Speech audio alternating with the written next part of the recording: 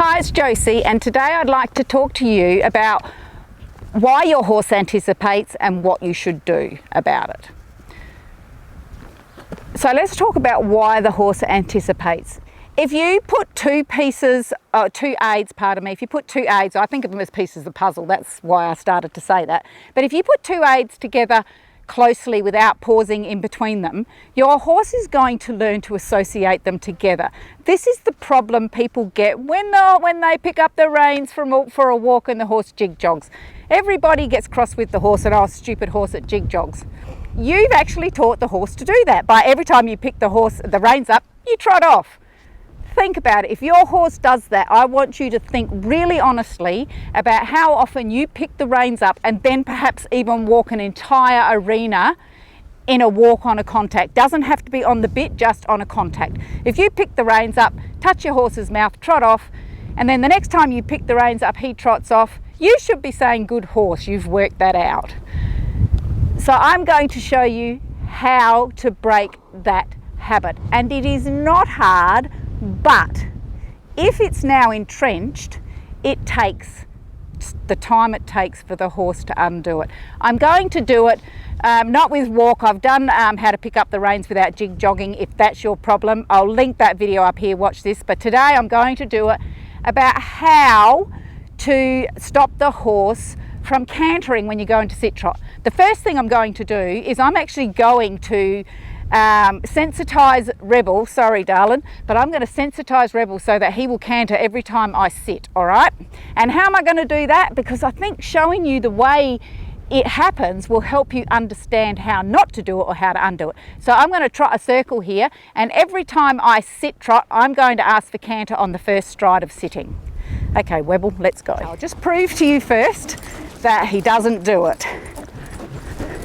So I can sit and he doesn't canter. What I'm going to do though is sit and canter. Then I'm going to come, they're going to be ordinary canter and transition, sorry, because I really just want to get this happening.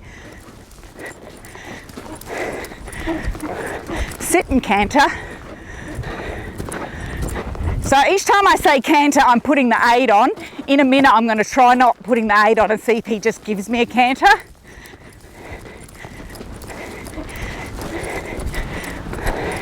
Sit and canter. So the time I sit and don't say canter is the time I won't put the aid on. I just really want to make him do this to show you. Sit and canter. Sorry, Rebel. I know, mate, I'm sorry. Good boy. Okay, this time I'm not going to put the aid on, I'm just going to sit. Whoop. I'll do it as I go past that, this cone here. There you go. Now I promise you, swear to God, I put no aid on, I just put my bottom in the saddle. So we'll do it again and we'll see if he canters again.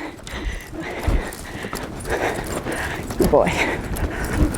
Yep, there was no canter aid. All right, so now I'm going to show you how you fix that. Firstly, you have the patience of a saint. I've just taught him to canter when I sit. I can't be cross when he does it.